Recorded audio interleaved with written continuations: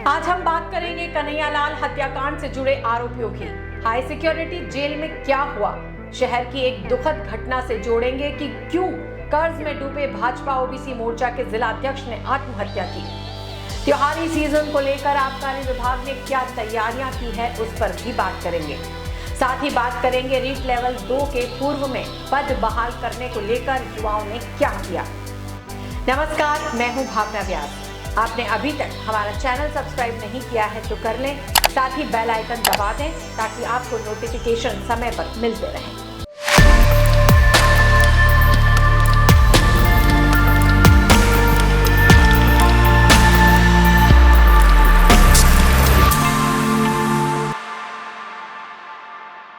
राजस्थान के अजमेर में high security jail में बंद कन्हैयालाल हत्याकांड का आरोपी गौस मोहम्मद अपने माता पिता से मिला। माँ बाप को देखते ही वह फूट फूट कर रोने लगा। माँ बाप से सर्दी के कपड़े मांगे और कहा वकील को भी मिलने के लिए भेजना। लेकिन दूसरे आरोपी रियाज मोहम्मद को अभी भी परिजनों का इंतजार है। गौस मोहम्मद की तकरीबन 5 मिनट मुलाकात हुई, जिसमें तीनों एक दूसरे को कांच से देख सकते थे, लेकिन बात इंटरकॉम पर हुई। वहीं जेल से मिलने के बाद गौस के पिता ने कन्हैयालाल हत्याकांड पर अफसोस जताया और कहा कि बेटे ने गलती की है। पिता बोले जो उसने किया है उसको लेकर दुख है। कोई भी बाप होगा तो वो यह नहीं कहेगा कि गलत काम किया गया, लेकिन जो किया वह गलत है। पिता ने कहा बेटे ने गलती की है, मैं माफी मांगता हूँ। यह हमारा देश है, जन्मभूमि है, यहाँ ऐसा नहीं होना चाहिए था। कोई राजी खुशी पूछने आए थे हम तो, बस और कुछ नहीं पूछने आए थे। हमारे को कोई समस्या नहीं, हमारा बच्चा चला गया इसलिए हमने उचित नहीं समझा किसी से मिलना। बस आज कोई भी बाप ऐसी बेटे को ऐसी हिदायत नहीं देगा क्या? एक बात बताओ सवाल, कितना भी बुरी बाप होगा बेटे को कभी ये नहीं कहेगा गलत काम करना। और हम तो ऐसा चाहते ही नहीं। बेटे तो साथ रहता था ना मेरे, ऐसी कोई बात ही नहीं साहब, कभी कोई बात ही नहीं। हमारे घर में कभी कोई लड़ाई नहीं, झगड़ा नहीं, कोई परेशानी नहीं। क्या साहब तो ऐसी गणना क्यों? मतलब ये तो मालिक जानता साहब, मैं तो नहीं जानता। सुनो साहब, कोई भी बाप बेटे को कभी ऐसी हिदायत नहीं देगा कि ऐसा काम करना है। कोई भी कितने भी बाप ऐसा नहीं कहेगा साहब। तो जो किया है वो गलत किया है? गलत है।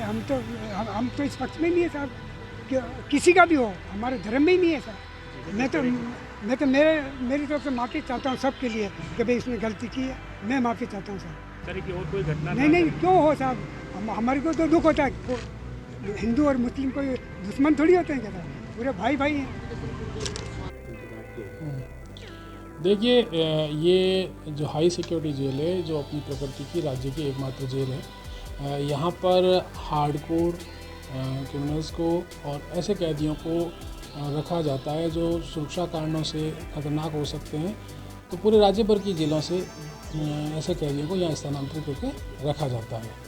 ये कैदी बिल्कुल नियमानुसार जेल मैनुअल में जो प्रावधान है उसके तहत यहाँ रखे जाते हैं और नियमानुसार जो मुलाकात का नियम है उस हिसाब से मुलाकात भी उनकी करवाई जाती है।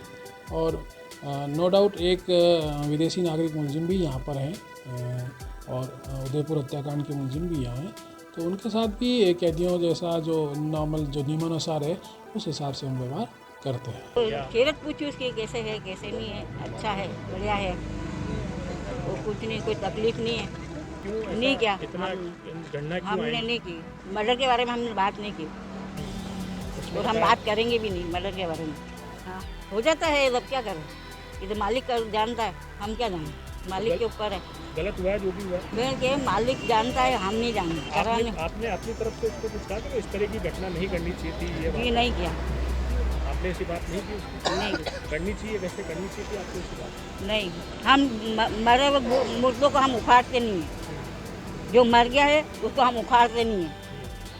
वो ये मीडिया वाले हैं मरे हुए को उखाड़ के फेंक देते हैं, लेकिन हम नहीं फेंकते। जो बात होगी उस बात को ख़त्म करो, बस गई होगी खत्म, बस खत्म। कोई बात नहीं थी आपके साथ? हाँ, हमने तो उससे बात कुछ भी नहीं करी, हम तो ये आपको बता रहे हैं। क्या जो घटना हुई है उसको लेकर पश्चाताप है? पछतावा तो होता नहीं, क्यों नहीं होता? हर चीज़ को हर माँ को होता है।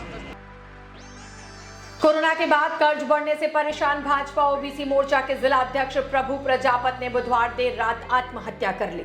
बताया जा रहा है कि मृतक वीसी के चलते कर्ज में डूबता चला गया। महंगे शौक और लग्जरी लाइफस्टाइल के चलते कर्ज बढ़ने से मृतक पिछले कई महीनों से तनाव में चल रहा था। हालांकि परिजनों का कहना है कि प्रभुलाल ने आत्महत्या नहीं की और न ही कोई कर्ज चढ़ा था। इधर पुलिस का कहना है कि प्रथम दृष्टया मामला आत्महत्या का है। दूसरी ओर सूचना पर पहुंची पुलिस ने शव को एमबी हॉस्पिटल में रखवाया और पोस्टमार्टम के बाद शव परिजनों को सौंपा। बताया जा रहा है कि भोपालपुरा निवासी प्रभु प्रजापत की पत्नी और 2 बेटियां हैं। बड़ी बेटी LLB और छोटी बेटी ग्रेजुएशन कर रही है। प्रजापत अपनी कॉलोनी में ही पशु आहार की दुकान चलाता था। लंबे समय से भाजपा में सक्रिय प्रभु प्रजापत के घर पिछले दिनों भाजपा प्रदेशाध्यक्ष सतीश पुनिया भी आए थे। वे भोपालपुरा और अशोकनगर के कई लोगों के साथ मिलकर मासिक वीसी का संचालन भी करता था। वीसी के 50 लाख रुपए से ज्यादा पैसा उसको चुकाना था। प्रभु ने सबको दीपावली तक थोड़ा थोड़ा कर देने की बात कही थी। माना जा रहा है कि दीपावली नजदीक आने और पैसे चुकाने की बात से ज्यादा तनाव में आ गया था। रीट लेवल 2 में पूर्व में पद वापस पहले की भांति यथावत करने की मांग को लेकर युवा बेरोजगारों ने कलेक्ट्रेट पर प्रदर्शन किया। साथ ही इसको लेकर आक्रोश जताते हुए शीघ्र ही मांगे पूरी करने की मांग पुरजोर तरीके से रखी। ज्ञापन में बताया कि रीट लेवल 2 में राजस्थान के युवाओं और बेरोजगारों के लिए नौकरियां लाने जा रहे हैं। इसमें बजट 2022 में रीट लेवल 2 के 31,500 पद प्रस्तावित थे, जो कि घटकर 25,500 कर दिए गए। इसमें से मुख्य परीक्षा के लिए 6,000 पदों की कटौती की गई है। अभ्यर्थियों में पद घटने से युवाओं में आक्रोश व्याप्त है। युवाओं ने पूर्व में जो पद प्रस्तावित थे उन्हें पुनः पहले की भांति यथावत कर बेरोजगार युवाओं को राहत प्रदान कर न्याय दिलाने की मांग की। उन्होंने युवाओं द्वारा इसका विरोध बहिष्कार करने की चेतावनी दी है। इस मांग को लेकर आप आए हो बताना पूरी ना। जी नाम बताइए। प्रशांत कुमावत है, मैं BEd लेवल 2 का छात्र हूँ। जो अभी रिसेंटली अशोक गहलोत जी के ट्वीट में जो हमारे साथ भेदभाव किया है वो हम कतई सहन नहीं करेंगे। तो उसके लिए हमने ये विरोध प्रदर्शन लगाए हैं। 2021 में लेवल 1 और लेवल 2 की भर्ती हुई थी, जिसमें लेवल 1 वालों को 15,500 रुपये दिए गए थे और लेवल 2 को 16,500, जिसमें लेवल 1 वालों की को नीति दी गई और लेवल 2 वालों को उनके अनुसार पेपर। अहमदाबाद नेशनल हाईवे 48 पर टीडी थाना क्षेत्र में एक तेज रफ्तार कार बीच हाईवे पर एक के बाद एक बार 4 पलटी खा गई, जहां 5 लोग घायल हो गए। जानकारी के अनुसार मुंबई से पंजाब जा रही एक कार नेशनल हाईवे होकर गुजर रही थी कि अचानक बेकाबू होते हुए बीच हाईवे पर पलटी खा गई, जहां 4 पलटी खाकर बीच हाईवे पर गिर गई। मौके पर भारी संख्या में ग्रामीणों का मजमा लग गया, जिनको कड़ी मशक्कत के बाद निकाला गया। सभी 5 घायलों को गाड़ी से TDCHC ले गए हैं। इस दौरान नेशनल हाईवे 48 पर भारी जाम लग गया। बाद में मौके पर पहुंची पुलिस ने मशक्कत के बाद जाम खुलवाया। जनजाति क्षेत्रीय विकास विभाग के प्रमुख शासन सचिव आलोक गुप्ता उदयपुर के जनजाति क्षेत्र सराड़ा व सलूमर क्षेत्र पर रहे। उन्होंने इन क्षेत्रों में विभाग के आवासीय स्कूल व आश्रम छात्रावासों के साथ अन्य संस्थाओं का निरीक्षण किया। उन्होंने जनजाति शिक्षण संस्थाओं में तकनीकी नवाचारों के साथ अत्याधुनिक सुविधाएं मुहैया कराने के निर्देश दिए। जनजाति क्षेत्रीय विकास विभाग के आयुक्त व संभागीय आयुक्त राजेंद्र भट्ट व अन्य अधिकारियों के साथ निरीक्षण किया। उन्होंने वहां नवनिर्मित विद्यालय भवन का जायजा लिया। शासन सचिव आलोक गुप्ता सराड़ा के वेलू मंगरी मावाड़ी केंद्र पर पहुंचे, जहां उन्होंने बच्चों से संवाद किया। उदयपुर दौरे के दौरान उन्होंने चावंड में स्वास्थ्य कर्मी प्रशिक्षण कार्यक्रम में शिरकत व स्वास्थ्य कर्मियों से बातचीत। मोहनलाल सुखाड़िया विश्वविद्यालय परिसर में अब ई-रिक्शा चलेंगे। इसकी शुरुआत कुलपति प्रोफेसर IV त्रिवेदी ने की। मेन गेट से कैंपस के विभिन्न परिसरों में ई-रिक्शा से विद्यार्थी अब निःशुल्क पहुंचेंगे। प्रवक्ता कुंजनाचार्य ने बताया कि लंबे समय से परिसर में ई-रिक्शा चलाने की मांग की जा रही थी। इस मौके पर लॉ कॉलेज के डीन आनंद पालीवाल, विज्ञान महाविद्यालय के dean professor CP Jain, registrar Chhogaram Dewasi, deputy registrar professor Neeraj Sharma, BR Mavaniya, Jitendra Bhatnagar सहित कई शिक्षक व विद्यार्थी मौजूद थे।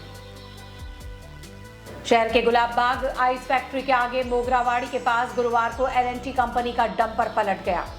नई बनी सड़क का निर्माण भी इसी कंपनी ने किया था। ऐसे में डंपर सड़क के बीच धंस जाने से कई सवाल उठने लगे हैं। घटना के बाद सोशल मीडिया पर वायरल एक वीडियो में शहरवासी स्मार्ट सिटी के काम को जिम्मेदारी व ईमानदारी के साथ करने की बात कर रहे हैं। देखिए इस वीडियो में शहर का एक युवा किस तरह से अपनी आवाज को बुलंद कर रहा है। अभी कुछ देर पहले एक हादसा हुआ है। गनीमत है कि इसमें कोई जान माल का नुकसान नहीं हुआ है।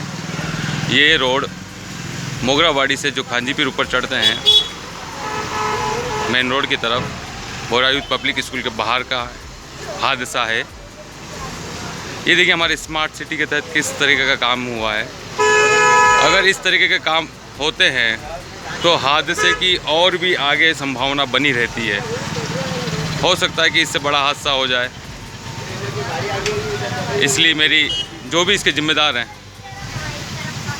उनसे हाथ जोड़ के गुजारिश है कि काम को सही तरीके। तो ये थी दिन भर की खास खबरें। दीजिए इजाजत भावना को, कल फिर मिलेंगे, तब तक के लिए नमस्कार।